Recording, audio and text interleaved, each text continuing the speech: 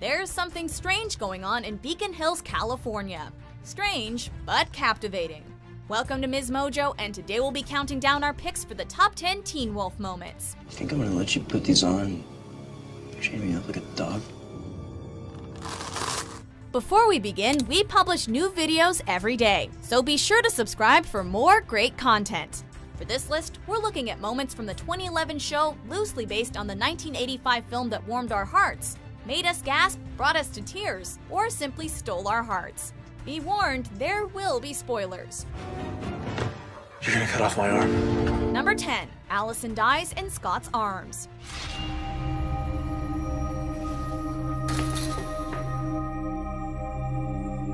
From day one, Allison was one of the show's most kick-ass characters, so it was only fitting that her death be one of Teen Wolf's most heroic moments. In the heat of battle, Oni is poised to deliver a death blow to Isaac, but Allison saves him in the nick of time with a well-placed arrow. Sadly, just moments later, another Oni fatally stabs her. Her death was a serious blow to fans, but at least it was a relatively peaceful death with time for goodbyes. Before passing on, she tells Scott that she's glad she could die in the arms of not just her first love, but also someone she'll always love. I'm in the arms of my first love. The first person I've ever loved. The person I'll always love. Talk about a truly heartbreaking moment. Number 9. Styles fears he shares his mother's brain condition. It's not often that Styles talks about his deceased mother, but her death plays a major part in this Season 3 moment. Fearful that he's developing the same form of dementia that killed her, Styles undergoes an MRI to find out if he has the disease. You know what they're looking for, right? Understandably, he fears the worst, that his brain will shrink just like hers did. Only form of dementia that can hit teenagers. And there's no cure. In a moment of unity or friendship over everything else, Scott promises that if he does have the condition, he'll bite Styles to cure him. Styles, if you have it, we'll do something. It's a scary and grim time for both of the boys. But as this exchange proves, their close friendship provides light even in the darkest of times. Number 8. Kate is alive. In the paranormally prone town of Beacon Hills, characters coming back after they're presumed dead shouldn't be that surprising. But Kate's return proved downright shocking nonetheless. After dying in the Season 1 finale, and being absent for all of Season 2, it seemed like she was dead and gone for good. Sure, she'd been appearing in Allison's dreams throughout the season, but still her presence seemed firmly rooted in Allison's imagination, not foreshadowing for her return in the Season 3 finale. A testament to the writing staff's ability to keep things interesting, Kate's big reveal remains one of the show's most shocking moments and biggest twists. Seeing me as a surprise? Watch this.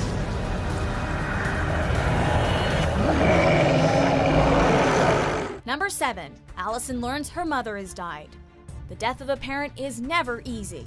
Bitten by Derek in his attempts to save Scott, Victoria Argent decides to take her own life rather than become what she hates. Unaware of her mother's decision, however, Allison arrives at the hospital, learning too late of her mother's death.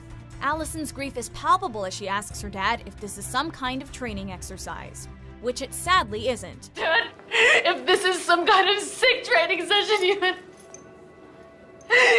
tell me, you better tell me. He holds her as she screams, in a moment that feels all too real. It remains one of Allison's most powerful scenes in the series. What happened? What happened? Number 6. Lydia's birthday party and the hallucinations. Happy birthday! One of the show's greatest strengths is its ability to get to the core of each character, even amidst all the supernatural mayhem. In this particular episode, deepest fears come to life. After accidentally ingesting Wolfsbane, the guests at Lydia's party begin to hallucinate. Scott imagines Allison kissing Jackson, while Jackson sees himself and his birth parents as faceless creatures. It's Styles' hallucination that packs the most punch, however. He imagines his father blaming him for his mother's death. You killed your mother. You hear me? You killed her. Sheriff Stilinski hurls some nasty accusations at him, claiming that Styles is killing him too. And now you're killing me. It's an effectively devastating scene, and just one of the many times we desperately want to give Stiles a hug throughout the series. I thought, how the hell am I supposed to raise this stupid kid on my own? This hyperactive little bastard who keeps ruining my life. Number 5. A badly beaten Stiles returns home to his dad. Come on, Stiles, where the hell are you? Right here. Even in a show with strong parent-child relationships, Stiles and Sheriff Stilinski have always stood out. When Stiles shows up bloodied and bruised from his treatment at the hands of Gerard, he's unable to tell his father the truth about his injuries, blaming it on a rival lacrosse team as cover-up. Okay, it was just a couple kids from the other team. You know, they were pissed about losing, and I was mouthing off. You know, the next thing I know, Who was it? The sheriff and loving father is immediately infuriated, even threatening to pistol whip those who he believes attacked his son. Thankfully, Stiles manages to talk him down. I said it was okay.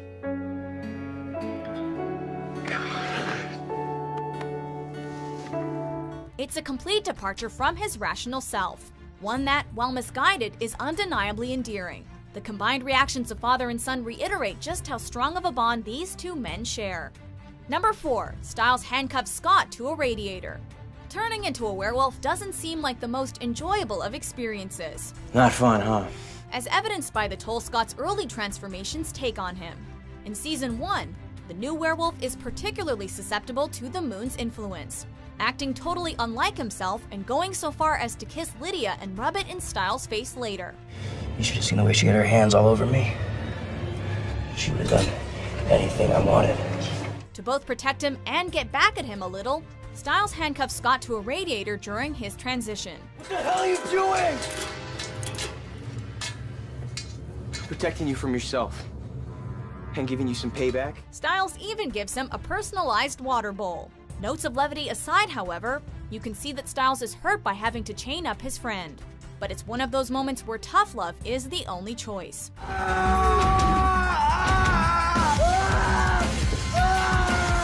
Number 3. Lydia tells Jackson she still loves him. Deaths are common on Teen Wolf, but that doesn't make them any easier to handle, especially when they're so well executed. Case in point, the death of Jackson. After he turns into the Kanima, the group is left with no choice but to kill him.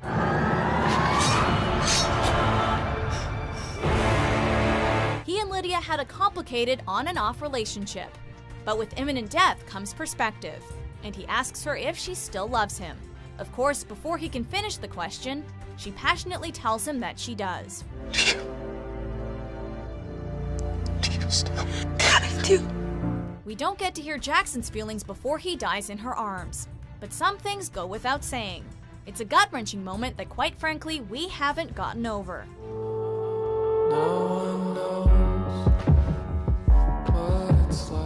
Number 2. Stiles and Lydia kiss. Every good teen show has a will they, won't they couple. I feel it's better the one I'll be winning. And Stiles and Lydia fit that bill perfectly. Two people together who nobody ever thought would be together, ever. No, I can see that. Just when the show made it seem like we'd never see the two together, in Season 3, our fangirl dreams were finally fulfilled. I can't.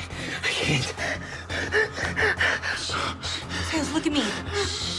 Stiles is in the midst of a panic attack after he learns that Chris has been taken, and not knowing what else to do, Lydia kisses him in order to calm him down and distract him from the drama. There's a ghost upon the moor tonight. It works, and the look on Stiles' face is a perfect blend of confusion, awe, and absolute adoration for Lydia. And despite her justifications, she seems sincerely affected herself. How'd you do that? Before we unveil our number 1 pick, here are a few honorable mentions. And when the paralysis wears off, who's gonna be able to fight that thing, you or me? So that's why I've been holding you up the past 2 hours?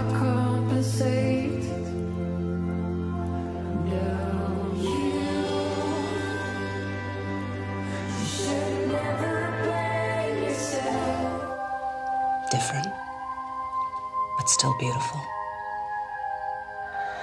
Just like the rest of you.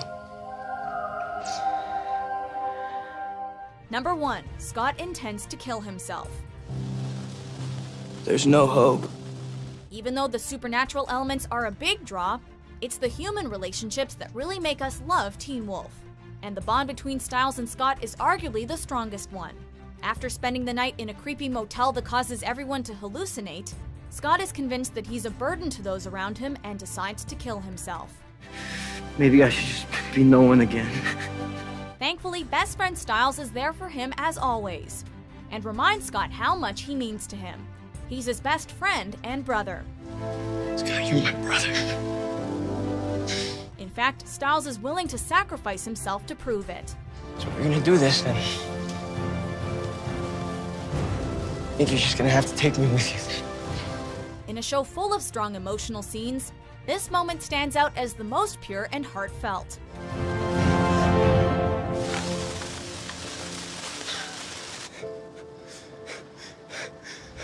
Do you agree with our picks? Check out these other great clips from Ms. Mojo and subscribe for new videos every day.